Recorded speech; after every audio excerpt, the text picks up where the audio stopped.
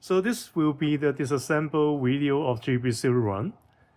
Okay, so first of all, in order to separate the upper from the frame, first of all, we have to remove the fake firing pin. So this is actually the fake firing pin.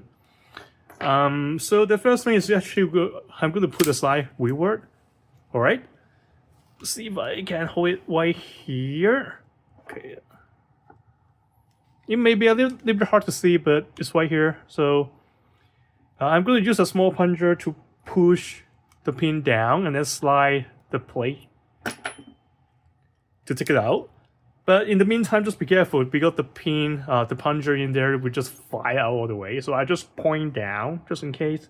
I just take the plate out, take it out, and that will be the plate, and also there will be the little plunger, and that will be the fake firing pin. Just right now put it aside. So I have a small plate over here, put it aside. Okay, so yeah, so it's being removed, and then we are actually safe to remove the slide stop and then the slide. So if you pay attention, there will be two holes over here. So all you have to do is just align the holes. And then on the other hand, I use my finger to push the side stop and take it out. So that would be the side stop. So again, put it aside. And then right now you should be able to separate the upper and the lower. Okay, let's start with the upper. The upper, it will be much more straightforward. So I'm going to put a lower right here, and then I'll just put it out of the frame at the moment. Okay, so that will be the upper. And the first thing is kind of similar to high capper, but we will need a little bit tool to help us to remove the guy rod. So every time we have to unscrew the guy rod in order to remove the guy rod and the guy plug. So I'm going to use two little plunger, and then because there's two holes on the guy rod, and then just to unscrew it. All right, so I just loosen it a little bit. I just push it forward. And this is my hand to unscrew the guy rod. Again, because the spring, the required spring retention, just be careful. So I will remove the guy plug, guy rod, and also the recoil spring. So again, put it aside. Okay, so and then we are going to remove our outer barrel and also the hold up unit. So actually, the first thing is we're actually going to push the whole thing out from the nozzle. And then we are going to separate the hop up unit from the outer barrel. Okay. And then we're actually going to turn the outer barrel for roughly maybe 30 to 45, I think 30 degree. And then slowly take it out. And then we will have the outer barrel. So I just put the outer barrel aside, and then we can remove the hot up chamber and also with the inner barrel actually from the other side. So they were over here. That will be the hot up chamber and also the inner barrel. Okay, we will actually going to disassemble that later. Okay, so and then we will have our slide with bulb housing, also and rear sight. Okay, so actually it's kind of similar to high kappa. So we just have to pick the right size of Allen key, and then there should be a screw on the back. Okay, so we just have to unscrew it.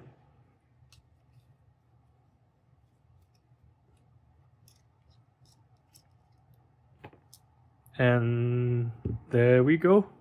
So put it aside. And then the bulb housing should be dropped down without any problem.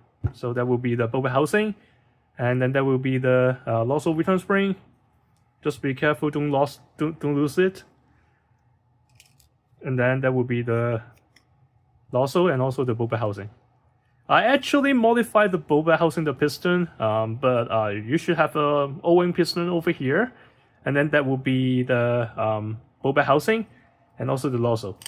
So again, set aside. You can further move it a little bit, and then the fake attractor will drop out, and that will be the fake attractor. So again, set aside.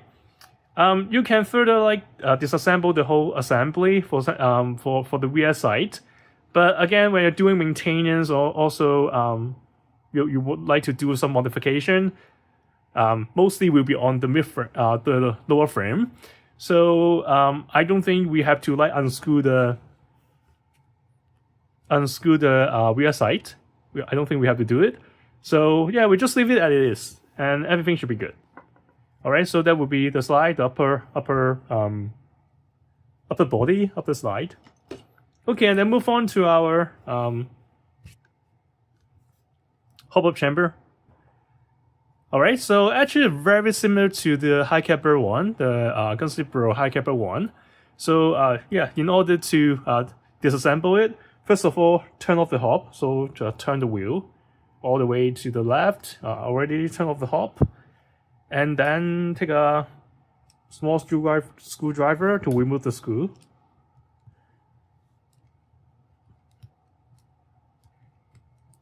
Okay, I just loosen the screw over here, and then actually can separate in two pieces. And then that will be the hop-up arm, the wheels, and also you can take the bucking and the inner barrel. So I also wrap a Teflon tape just to reduce the gas leak, but apparently the Teflon tape already, it's not working anymore, so I'm going to replace that later. So that will be the hop chamber and also the inner barrel. Okay, so that pretty much will be the upper slide, not very difficult. And then we are going to move to the most difficult part, will be the lower frame. So for lower frame, I usually I would like to decock it first, so just to lose all the tension. And then we are going to disassemble the whole frame, including the trigger assembly, the fire control, and also the safety. Okay, so the first one, I'm going to do it. Usually I'm going to remove the panel. So for the side panel, you can see that there will be a screw over here.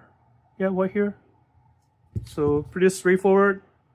Unscrew it.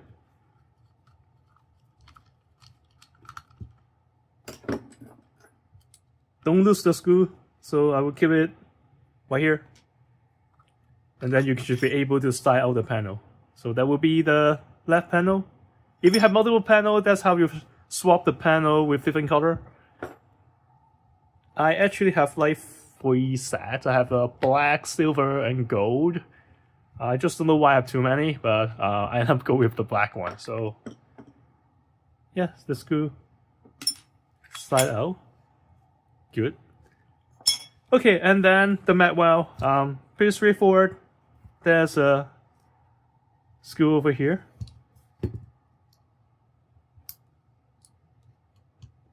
Unscrew it.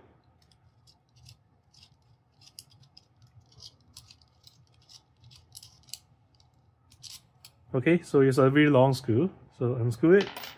And then you should be able to slide the mat well to the rear. So that's how you disassemble the mat well.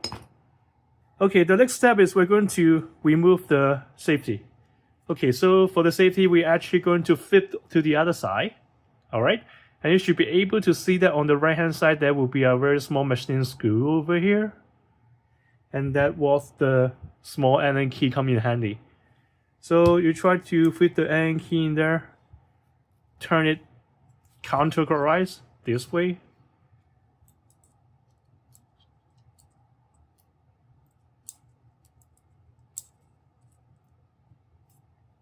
Okay, so try to do it closer, yeah, this way. And then just keep turning until it's been loosened. You should be able to remove the white safety without any problem.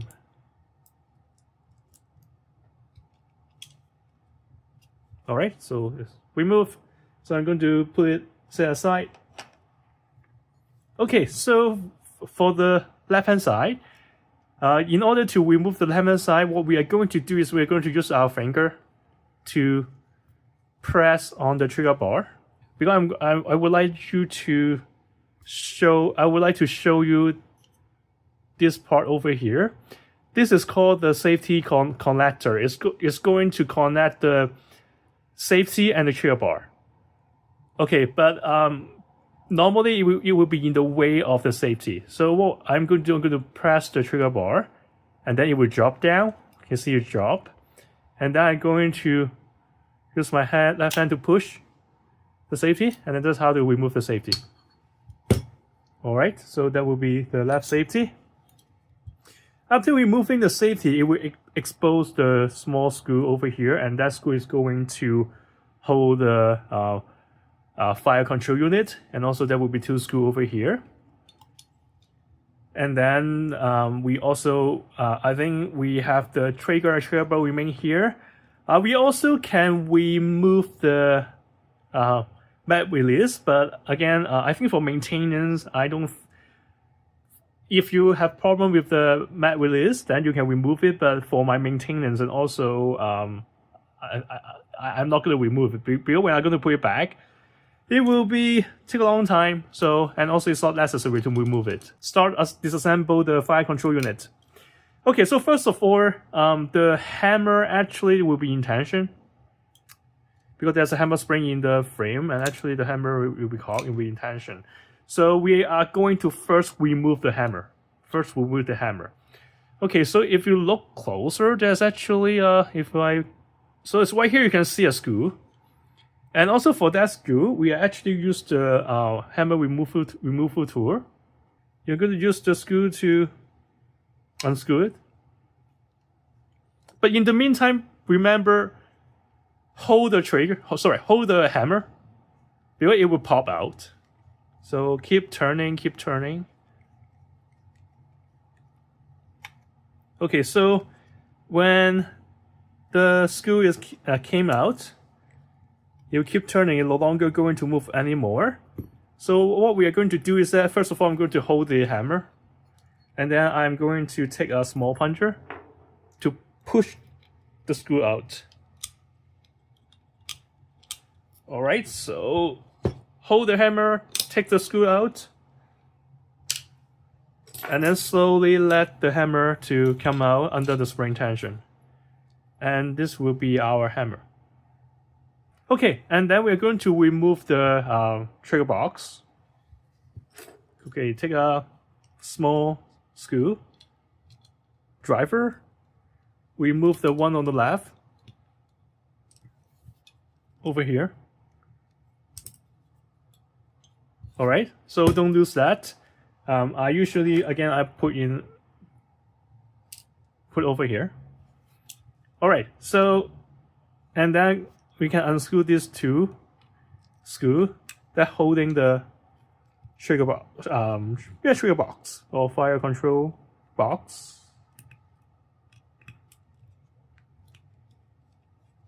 Okay, in the meantime, my left hand's also holding that, because the trigger bar actually pushing the box, so it will pop out a little bit. So again, the screw, don't lose the screw.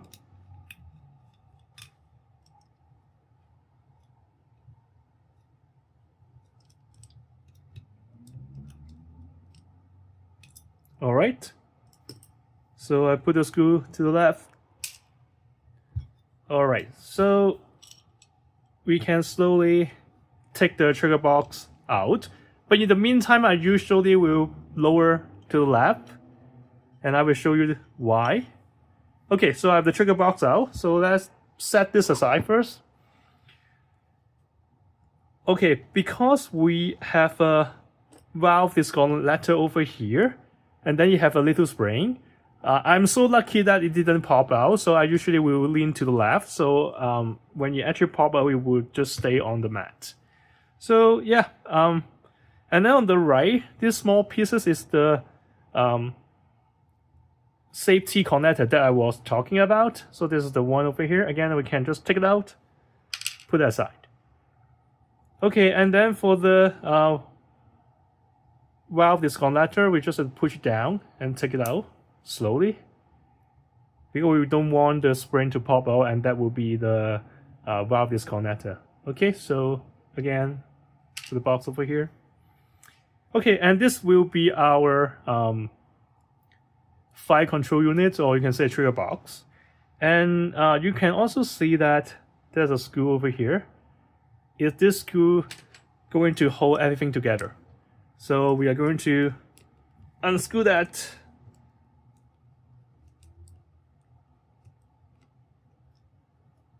Okay. Put it aside. And then we can actually separate the half. And then we will have our access to the sears. This is our sears. The sear spring. Okay, sear spring. Our sears. Okay, take it out. Okay, so this is sears. So the sear over here.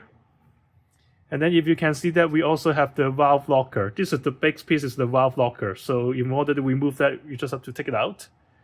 Just have to peel it off. All right, and then we will have our valve locker.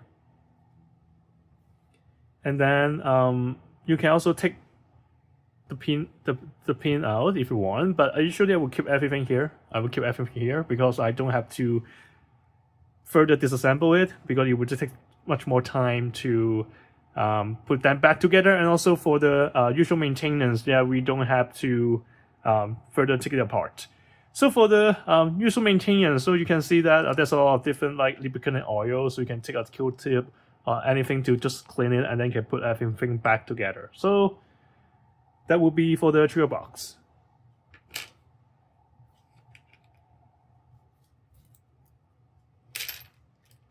Alright, so let's go back to our frame. The last thing we're going to take it out will be the trigger bar and the trigger.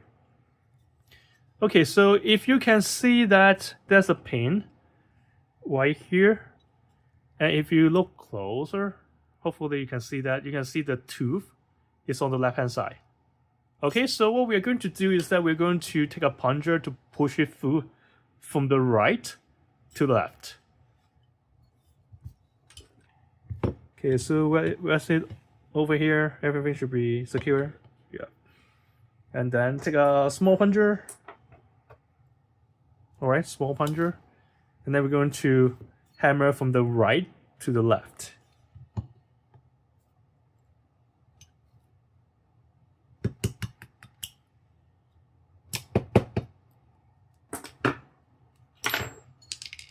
Alright, so that will be the pin. You can see there's a one side is with tooth, one side without.